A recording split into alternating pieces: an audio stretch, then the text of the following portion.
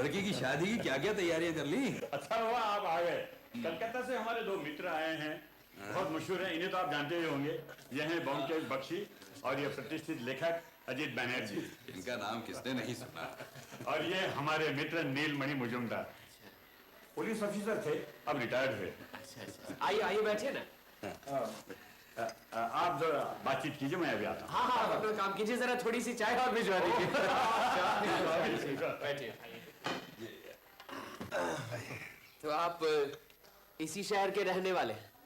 नहीं नहीं, रहने वाले तो हम ईस्ट बंगाल के हैं। अच्छा। लेकिन अब तो सब खत्म ही हो गया है। रिटायर होने के बाद कहाँ जाएं, तो यही बस के। यहाँ आपके रिश्तेदार वगैरह होंगे ना? नहीं, मेरे रिश्तेदार कोई नहीं है। मैंने शादी भी नहीं की। अच्छा, बहुत अच्छा किया। अच्छा, बस जिंदगी भर काम ही करते रहे। ये पुलिस की नौकरी का एक अलग ही आकर्षण है। अब रिटायर हो गए तो बस यहीं बस गए। इस शहर से मेरा एक और लगाव भी है। वो क्या? जब मैं सब इंस्पेक्टर बनकर नौकरी शुरू की तो सबसे पहले पोस्टिंग भी इसी शहर में हुई थी। अच्छा। तो बस फिर रिटायर होने के बाद फिर यही बस गए। लगता है कि इस शहर से आपको ज्यादा प्यार हो गया है, हैं? तो आप कब रिटायर हुए? कितने साल हो गए? 7 साल। अच्छा। ब्योमकेश बाबू, आपकी रहस्य कथाएं करीबन मैंने सभी पढ़ी हैं। आपकी घटनाओं में हर जगह ही आपने समस्याओं का समाधान किया है। इसलिए जानना चाहता हूं कि कभी कोई ऐसा रहस्य था जो आप कभी सुलझा ना पाए हों या गलती कर बैठे हों? गलती कभी नहीं की, ये कहने की धृष्टता तो नहीं करूंगा। सत्यान्वेषी हूं, सत्य की खोज करने वाला। गलतियां तो काफी की है। ऐसा भी हुआ है कि अपराधी को पकड़ नहीं पाया, लेकिन सच क्या है इस बात का हमेशा पता लगा लिया। यह बात और है कि जितने केस मैंने देखे हैं उससे तो 1000 गुना ज्यादा घटनाओं से आप निपट चुके होंगे। हाँ, वो तो है ही। और मैंने सारे केस निपटाए भी हैं, सिवाय एक के। मेरी पुलिस की जिंदगी का आखिरी केस इसी शहर का है। आज तक वो लटका हुआ है केस। मतलब गुनहगार कौन है ये पता था, लेकिन सबूत नहीं मिला। यही बात थी। एक शख्स पे मुझे शक था, लेकिन कोई सबूत नहीं जुटा पाया, वो ठोस प्रमाण नहीं थे। फिर कोई कुछ ऐसी बात हो गई कि गड़बड़ हो गई। जिसे मैं गुनहगार समझता था उसी का खून हो गया। केस तो काफी मजेदार है। ठीक है, मैं आपको केस का पूरा ब्यौरा देता हूं। देखते हैं आप गुनहगार को पकड़ पाते हैं या नहीं। अरे ये क्या कह रहे हैं आप जैसे अनुभवी पुलिस अफसर अगर इस केस को सुलझा नहीं पाए तो मैं क्या करूंगा। फिर भी अच्छा सुनाइए ना। रिटायर होने के 3 साल पहले की बात है। उस वक्त यहाँ पर काफी गैर कानूनी हरकतें हुआ करती थी, लेकिन मेरे आने के बाद कुछ कम हो गई। मेरी एक आदत हुआ करती थी, मैं बिना किसी को कुछ बताए साइकिल उठा रात को गश्त पर निकल पड़ता था, साथ में एक पिस्तौल और एक टॉर्च। जिस रात की मैं बात बता रहा हूँ उस रात भी इसी तरह ही आधी रात को मैं गश्त लगा रहा था साइकिल पर। यकायक क्या देखता हूं कि 100 गज दूरी पर कुछ लोग लाश कंधे पर उठाए चले आ रहे हैं। रुको!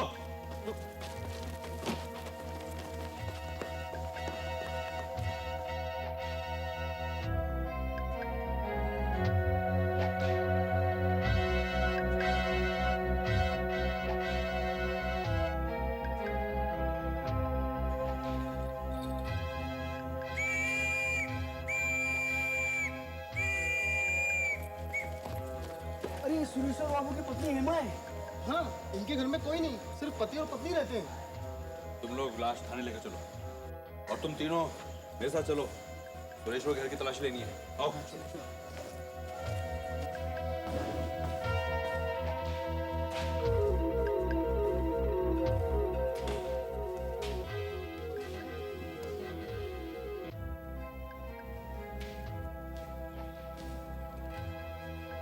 ये लड़की का बीमार था, किसी को कुछ मालूम? जी नहीं। इसका पति कौन है? सुरेश्वर बाबू इस वक्त कहाँ है? काली बाबू की दुकान पे ताश खेलने गए। ये दुकान कहाँ है? गली के नुक्कड़ पर। लाश पहुंचा दी? Yes sir. ठीक है, तुम यहीं रहो। योगेश, तुम ऐसा चलो। Okay sir. मैं कल सुबह फिर आऊंगा, आप लोगों का स्टेटमेंट लेना। जी सर। चलो।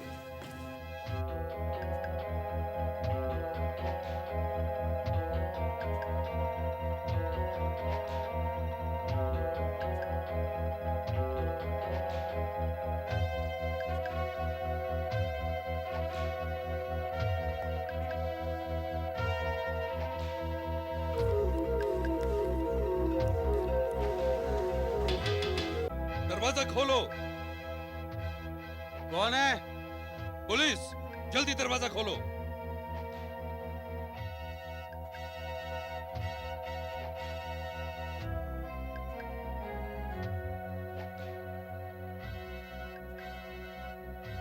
जी, क्या चाहिए आपको? तुम्हारा नाम काली किंकरदास है? जी। इस दुकान के मालिक तुम हो? जी हाँ, क्या चाहिए? तुम्हारे साथ अंदर कौन कौन है? मेरे दोस्त हैं। हटो।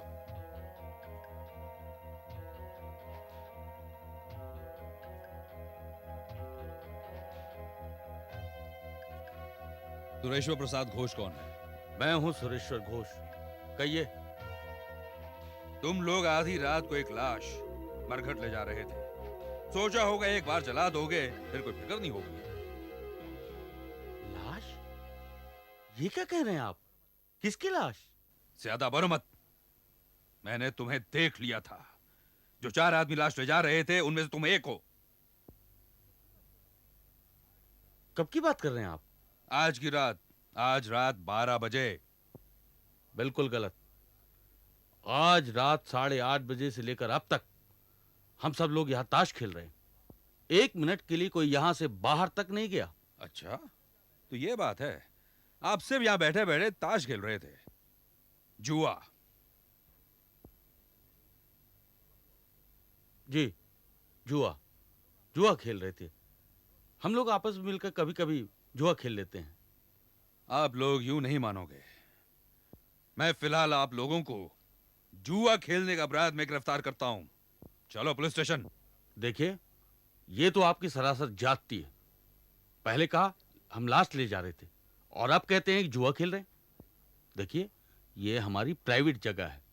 हम किसी पार्क या सड़क पे नहीं खेल रहे। ये सब सफाई जज के सामने देना। चलो जल्दी।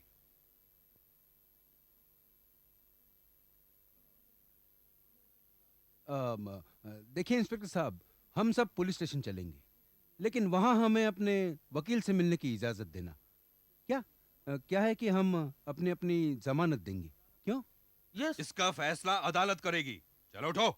सुनिए तो सही, आप किसी लाश की बात कर रहे थे। वो लाश थी किसकी? तुम्हारी पत्नी की। क्या? मेरी पत्नी? क्या कह रहे हैं आप? मैं कह रहा हूं कि तुम्हारी पत्नी का खून हो गया है। ये सब क्या हो रहा है? मुझे आपकी बात पर यकीन नहीं हो रहा है। हेमा, हेमा मेरी पत्नी। मैं घर जाऊंगा। मैं घर जाऊंगा। अरे घर जाने का कोई फायदा नहीं है। लाश अस्पताल पहुंचा दी गई है। ले चलो इन्हें।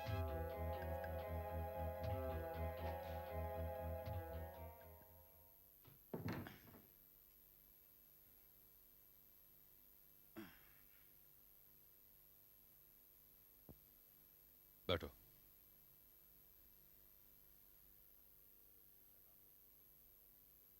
क्या काम करते हो? मेरे कई बिजनेस हैं, जैसे होलसेल बिजनेस। कितना कमाते हो? यही कोई 50-60 हजार रुपए। मकान तुम्हारा? जी। कब बनाया? बनाया नहीं, खरीदा। 5-6 साल पहले पूरे 20,000 में खरीदा। इतने रुपए की बात मत करो। जितना पूछा जाए उसी का जवाब दो। शादी कब की? 7 साल हो गए। ससुराल कहाँ है? इसी शहर में। ससुर का नाम क्या है? नील मणि हालदार। वो कहाँ है? कहाँ है? जेल में होगा। जेल में? जी, अक्सर जेल में रहता है। ससुर के साथ संबंध अच्छे हैं? मैं उसकी सूरत तक देखना नहीं चाहता।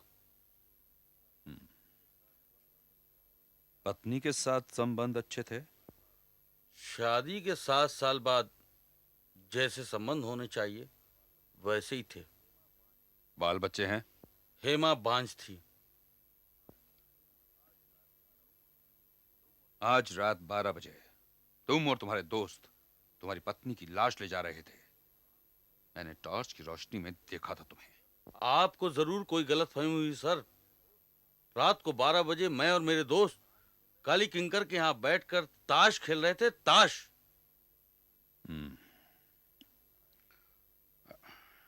खैर, तुम्हारी पत्नी का चाल चलन कैसा था? औरतों के चाल चलन के बारे में कौन क्या कह सकता है सर। पड़ोस में वो वैसे ही बदनाम थी। कैसी बदनामी? देखिए, रात को मैं देर से घर आता हूं और पिछले कुछ एक महीनों से हेमा से कोई मिलने आता था। आपने पत्नी से इस बारे में कभी पूछताछ की? लेकिन उसने जितने जवाब दिए सब झूठ था। और कुछ? और कुछ क्या? देखिए, एक दिन मैंने हेमा की अलमारी में कुछ गहने देखे जो मैंने उसे नहीं दिए थे। गहने कहां से आए, आपने अपनी पत्नी से पूछा? पूछना क्या है सरकार। औरत एक बार बिगड़ने की ठान ले तो उसे कोई नहीं रोक सकता। पूछा नहीं जा सकता, लेकिन खून किया जा सकता। मैंने किसी का खून नहीं किया। तो किसी से करवाया? मैं क्यों करवाने चला? इसलिए कि तुम्हें मालूम था कि तुम्हारी पत्नी बदचलन थी। लेकिन इससे ये कहीं साबित नहीं होता कि मैंने उसका खून किया है या खून करवाया है। तुम्हारी पत्नी गुजर गई है, इससे क्या तुम खुश हो? खुश तो नहीं हूं, लेकिन मुझे अफसोस भी नहीं है, क्योंकि जो जैसा करेगा वो वैसा भरेगा।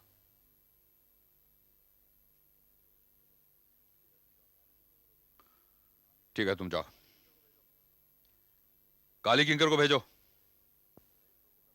नमस्ते जी। सुरेश्वर को कब से पहचानते हो?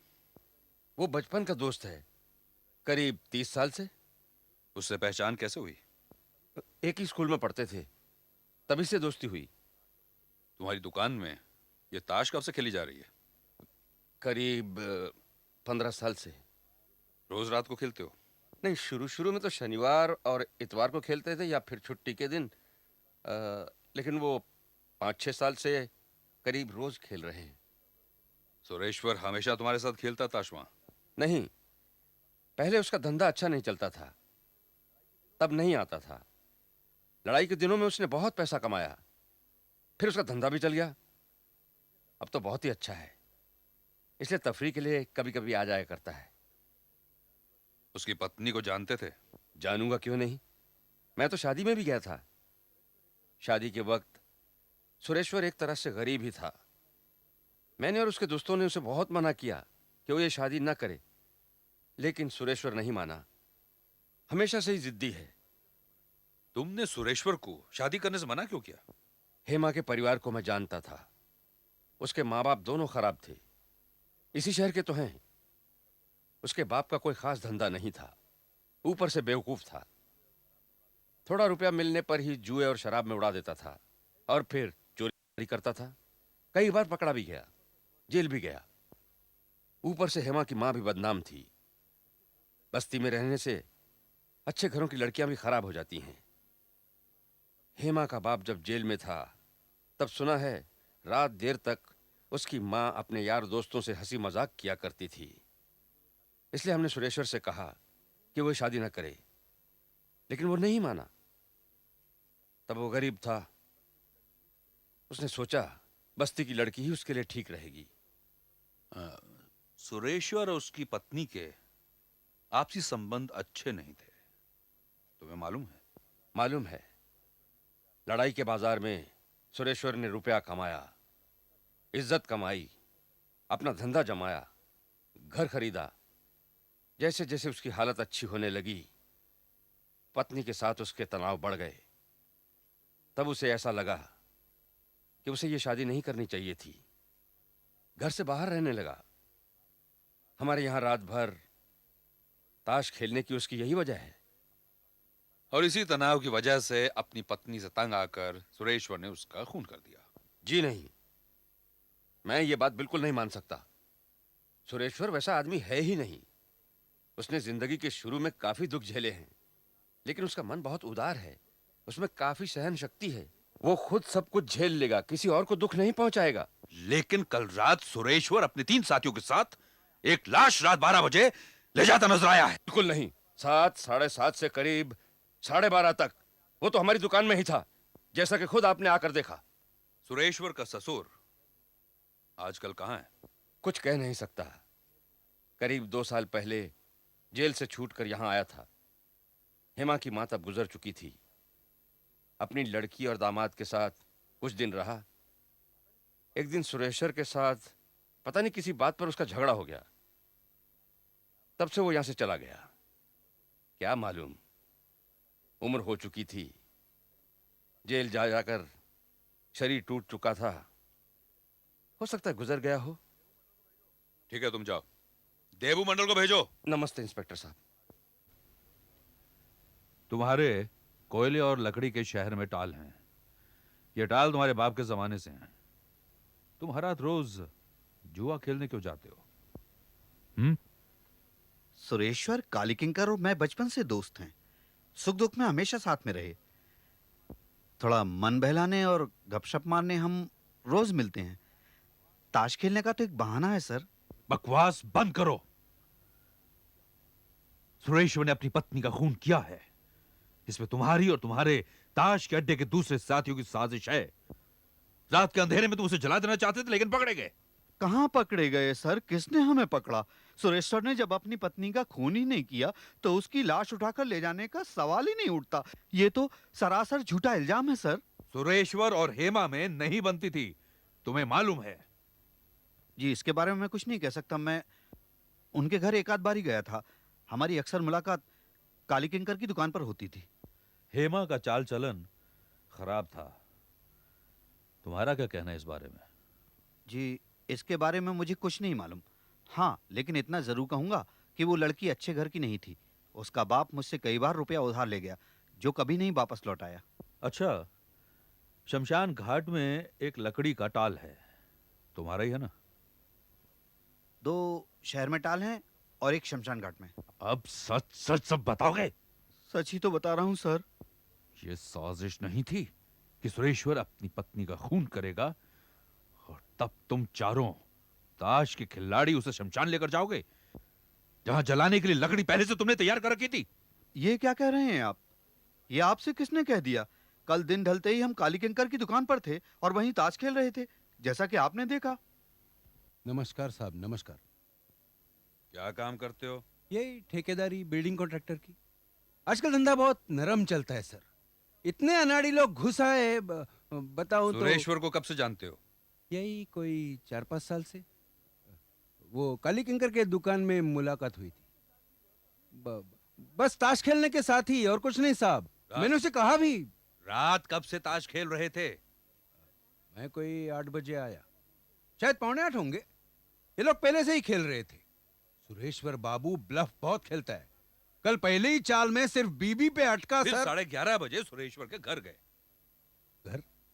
घर कौन गया? तुम बताओ, कौन गया? सुरेश्वर अकेला गया या तुम सब लोग गए? हम कहाँ गए थे? हम तो उधर ही खेल रहे थे। आपने आके हमारा खेल बंद किया। तो क्या सुरेश्वर अकेला गया था? सुरेश्वर? नहीं साहब, सुरेश्वर तो वहीं हमारे साथ खेल रहा था। उसने क्या कहा? वो 11:30 बजे अपने घर गया था। हाँ?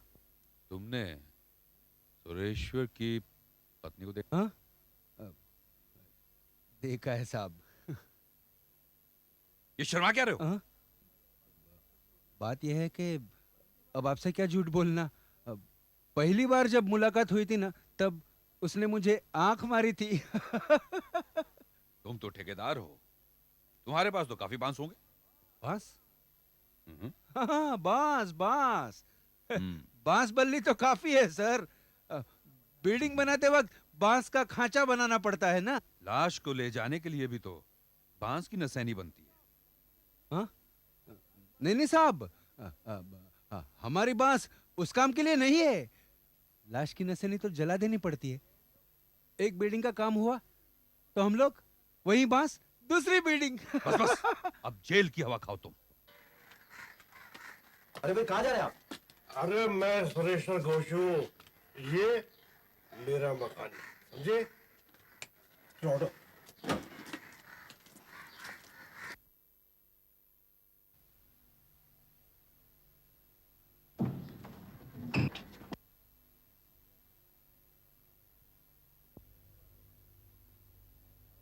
धन्यवाद वकील बाबू, आपकी वजह से हम सब बेल पर छूट गए। बेफिक्र रहिए आप, पुलिस के केस में कोई दम नहीं है, आप परेशान ना हो। अरे खामाखा रात भर परेशान किया, अब तो मैं चादर तान कर सोऊंगा।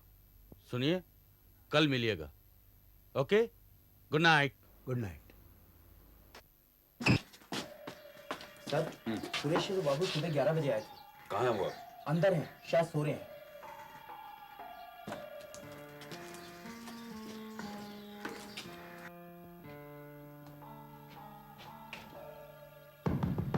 उठिए, उठिए, उठिए, उठिए। अब क्या है? हम तुम्हारे घर की तलाशी लेना चाहते हैं। तलाशी? तो लीजिए ना, शौक से लीजिए, लेकिन भगवान के वास्ते मुझे सोने दीजिए। अच्छा, तुम्हारी पत्नी का कल रात खून हो गया है, लाश अभी भी अस्पताल में है और तुम सो रहे हो। भाई सोच रहा हूं कि कल रात भर आपने हमें परेशान किया, और देखिए हेमा की लाश पोस्टमार्टम के लिए गई है। उसकी रिपोर्ट मिलने के बाद ही क्रियाक्रम की तैयारी करेंगे। इधर आओ। तुम दोनों चारों तरफ अच्छी तरह नजर डालो। जी सर। कोई हथियार या खून से सने कपड़े या कुछ भी मिले तो बताना मुझे। Okay sir. जाओ। सुरेश्वर, उठो। मुझे तुम्हारी पत्नी के गहने देखने हैं।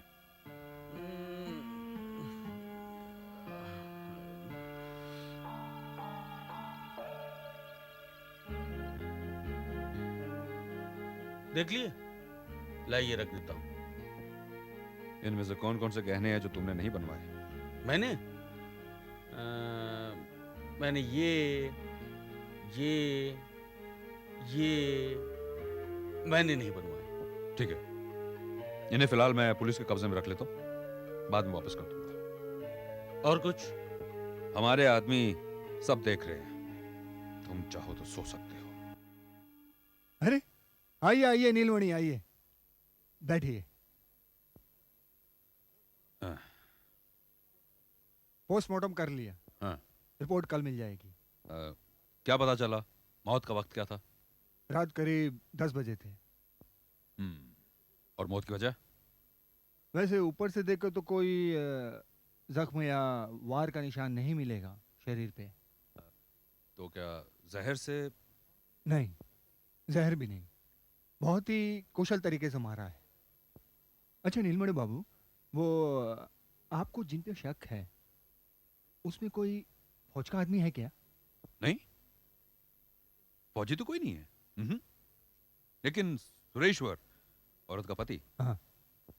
लड़ाई के दिनों में मिलिट्री कॉन्ट्रैक्टर था और गोरों से, अंग्रेजों से उसका मिलना जुलना था। क्यों, क्या बात क्या है? वार के निशान औरत के बदन पर बाहर से तो नजर नहीं आते, लेकिन उसके गले की एक खास नली, जिसे थायराइड कार्टिलेज कहते हैं, उसे पूरी तरह से नष्ट कर दिया है। मतलब गला घोंट कर मारा? नहीं, गला घोटने से तो चमड़े के ऊपर उंगली को निशान आ जाएंगे ना। और फिर गला घोट के मारने में तो कोई नई बात है ही नहीं। तो फिर पिछली लड़ाई में सिपाहियों को बिना हथियार के दुश्मनों को मारने का तरीका सिखाते थे। हाँ। मालूम है? नहीं, क्या है? मान लीजिए जंगल में लड़ाई हो रही है, आप निहत्थे हैं और किसी हथियारों से लैस दुश्मन से आपकी मुठभेड़ हो जाती है। भागने की कोई गुंजाइश नहीं है और भागने की कोशिश भी आप करें तो दुश्मन आपको गोली मार देगा। ऐसी सूरत में आप किस तरह अपनी हिफाजत करेंगे? आप दुश्मन के दाहिनी तरफ आकर खड़े होंगे और फिर फुर्ती से उसकी तरफ मुड़कर अपने दाहिने हाथ से जोर से वार करेंगे उसके गले पर। बस थायराइड कार्टिलेज टूट जाएगा और फौरन मौत। फौरन मौत? हाँ, गला घोटने से जिसका गला आप घोट रहे हैं वो लड़ झगड़ कर बचना भी चाहेगा। इस तरह के वार में वो झमेला नहीं है, फौरन मौत। कमाल है। उस औरत की मौत ऐसे ही हुई, आपको पूरा यकीन है? बिल्कुल, इसमें कोई शक नहीं।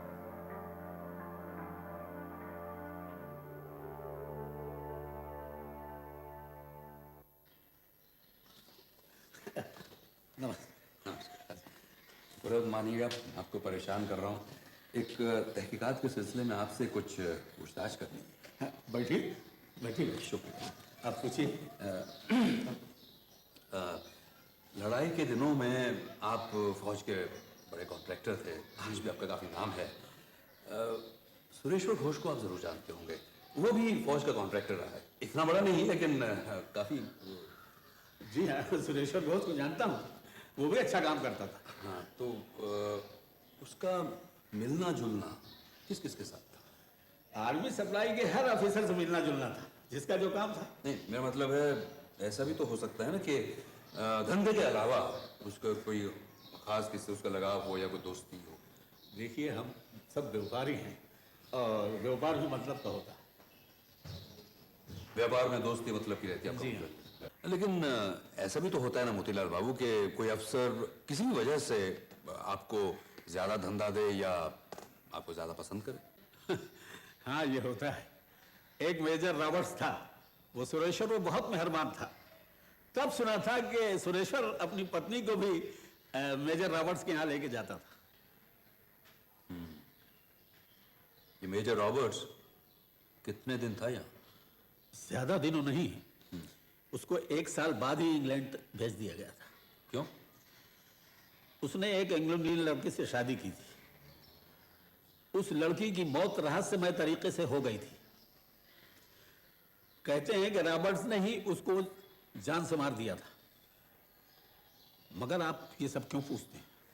ये तो बहुत पुरानी बात है। धन्यवाद मोतीलाल बाबू, जो मैं जानना चाहता था मुझे पता लग गया। मैं चलता हूँ। बैठिए बैठिए, चाय तो पीते जाइए। फिर कभी।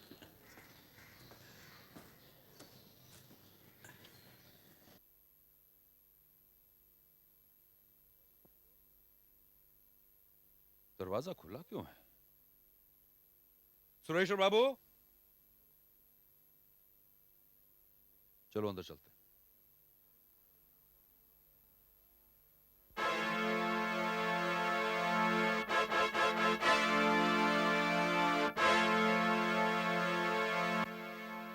ये लीजिए सुरेश्वर की पोस्टमार्टम रिपोर्ट। इनकी मौत थायराइड कार्टिलेज के टूटने से हुई है, जिस तरह इनकी पत्नी हेमा की मौत हुई थी। कमाल है।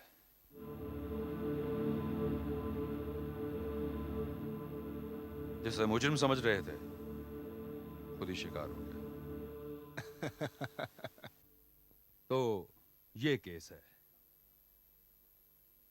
पहले मेरा शक सुरेश्वर पर था, लेकिन जब देखा कि सुरेश्वर की मौत भी उसी तरह हुई है जैसे उसकी पत्नी हेमा की, तो लगा इन दोनों का खूनी एक ही इंसान है। लेकिन उस खूनी को आज तक नहीं पकड़ पाया। क्या आप बता सकते हैं वो खूनी कौन हो सकता है? चलिए कोशिश करते हैं, लेकिन आपको मेरे चंद सवालों का जवाब देना होगा। जवाब मालूम होंगे तो जरूर देंगे।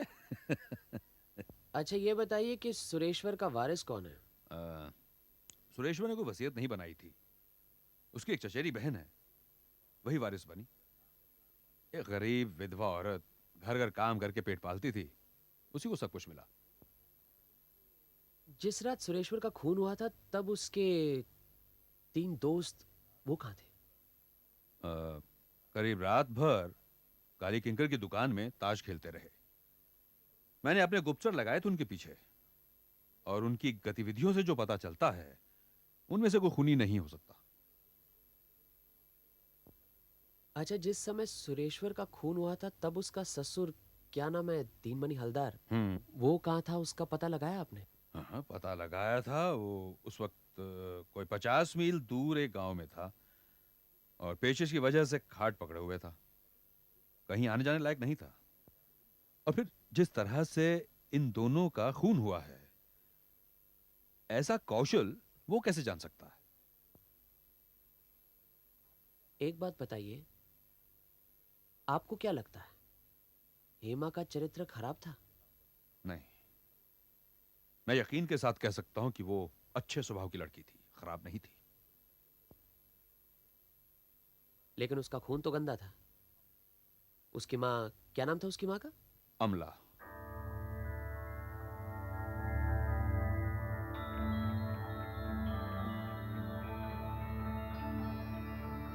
और कुछ जानना चाहते हैं? और कुछ जानने की जरूरत नहीं। कुछ समझ में आया? समझने के लिए और कुछ बाकी ही नहीं। सब समझ गए? जी। हेमा का खून किसने किया, समझ गए? समझूंगा क्यों नहीं। हेमा का खून किया उसके पति सुरेश्वर ने। ये बात है। अच्छा, सुरेश्वर को किसने मारा? सुरेश्वर को मारा हेमा के बाप ने। हेमा के बाप ने? दीनमणि हालदार तो उस वक्त 50 मील दूर गांव में थे। ना ना ना ना ना, मैं दीनमणि हालदार की बात नहीं कर रहा हूं, मैं हेमा के बाप की बात कर रहा हूं।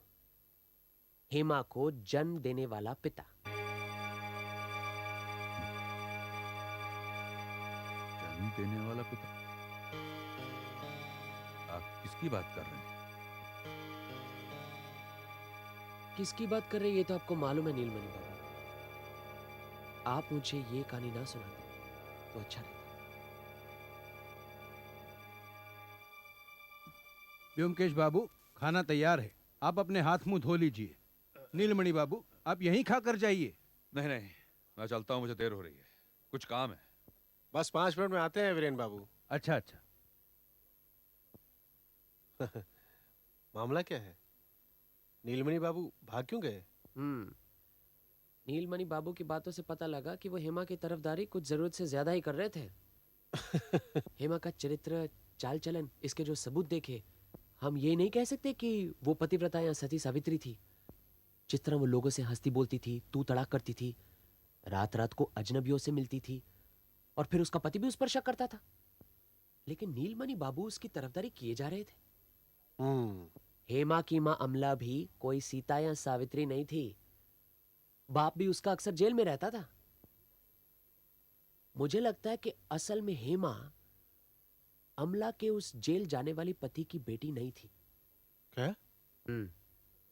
उसका बाप कौन है सोचो। अब मुझे नीलमणि बाबू की बातों से पता चला कि जब उन्होंने पुलिस में नौकरी शुरू की थी तो उनकी पोस्टिंग यहां हुई थी। दीनमणि हलदार तो पेशेवर चोर था। हो सकता है कि नीलमणि बाबू भी अक्सर उसे पकड़ने के चक्कर में या उसके घर की तलाशी लेने के लिए उसके घर जाते होंगे। उस वक्त तो नीलमणि भी जवान था, चंचल अमला के मोहजाल में फंस गया। और जब दीनमणि बाबू जेल की हवा खा रहे थे तो ये दोनों मिलकर, इनके संबंध कुछ कुछ करीब, समझ रहे हो ना? हाँ। फिर 2 साल के बाद नीलमणि बाबू का तबादला हो गया। शहर छोड़ने से पहले उन्हें पता लगा कि उनके यहाँ लड़की हुई है। लड़की का नाम हेमा है। लेकिन दूर रहते हुए भी दोनों की खोज खबर रखते थे। नीलमणि बाबू ने शादी तो कभी की नहीं।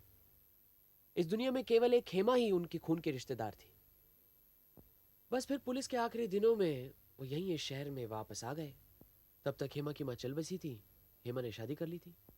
और तुम्हें तो मालूम है नीलमणि बाबू की आदत थी कि आधी रात को साइकिल पर चढ़कर शहर का गश्त लगाते थे। फिर अक्सर हेमा से मिलते भी थे और उपहार के तौर पर उसे छोटे मोटे गहने भी दे जाते। लेकिन ये कहना मुश्किल है कि उन्होंने अपना असली परिचय हेमा को दिया था या नहीं। मुझे ऐसा जान पड़ता है कि हेमा सब कुछ जानती थी। जिस रात को सुरेश्वर ने हेमा का खून किया, नीलमणि बाबू उसे मिलने जा रहे थे, और मुझे पूरा यकीन है कि सुरेश्वर बाबू भी उस रात ताश खेलते समय उठकर अपने घर वापस आए।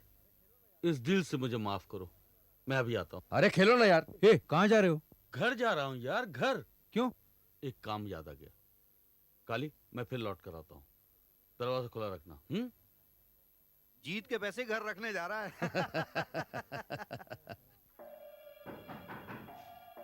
आ जाओ, दरवाजा खुला है।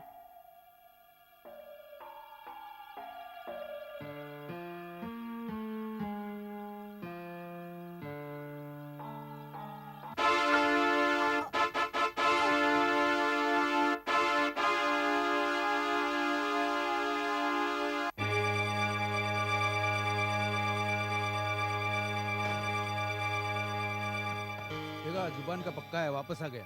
बैठ बैठ, चल इसको भी बांटो अभी। काटो। देखो, तुम तीनों मेरे दोस्त हो ना?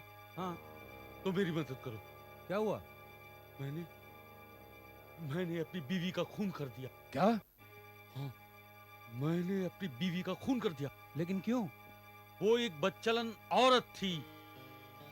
सुनो, ये अंधेरी रात है, चलो चलकर उसे कहीं फेंक आते हैं, या कब्रिस्तान में या मरघट में उसे जलाते हैं। चलो। लेकिन यार, ये अपनी दोस्ती का सवाल है, प्लीज चलो मेरे साथ। अरे अरे, सोच क्या रहे हो? चलो मेरे साथ। तो ऐसा करते हैं, हेमा को जला के आते हैं, फिर यहीं खेलने बैठ जाएंगे। हाँ, और कल अफवाह फैला देंगे कि हेमा किसी के साथ भाग गई। क्यों, ठीक है ना? हाँ, चलो चलो चलो चलो। एक एक करके नीलमणि बाबू ने चारों दोस्तों से पूछताछ की, लेकिन वो सब दिखावा था। बस फिर उन्होंने फैसला कर लिया कि वो अपने बेटी के हथियारे से खुद ही बदला लेंगे। 24 घंटों के अंदर ही उन्होंने सुरेश्वर का खून कर दिया। हाँ, लेकिन नीलमणि बाबू ही हेमा के पिता हैं। ये बात इतने दावे से कैसे कह सकते हो? कह सकता हूं। इसके लिए मैंने एक चाल चली। यकायक मैंने नीलमणि बाबू से हेमा की मां का नाम पूछ लिया, लेकिन उसका खून तो गंदा था। उसकी मां, क्या नाम था उसकी मां का? अमला। उन्होंने बिना सोचे समझे ही कहा अमला। वो हेमा की मां का नाम कैसे जानते थे? उसे तो मरे 10-12 साल हुए, और फिर कहीं भी हमने हेमा की मां का जिक्र तो किया नहीं था। इसीलिए उन्हें हेमा की मां का नाम कैसे पता चला? बस फिर कोई शक नहीं रहा। हाँ। मेरे सामने हेमा की मां का नाम बताते बताते ही वो समझ गए कि कुछ गलती कर बैठे, और बस उनकी शक्ल देखते ही मैं समझ गया कि मेरी चाल सफल रही। लेकिन नीलमणि बाबू को निहत्थे फौजियों के वार करने की कला के बारे में कैसे पता चला? ये कला उन्होंने सिविल सर्जन मेजर बर्मन के बयान से सीखी। समझे? अब सोचो मत, खाना ठंडा हो रहा है, मुझे भूख लगी। चलो हाँ, चलो।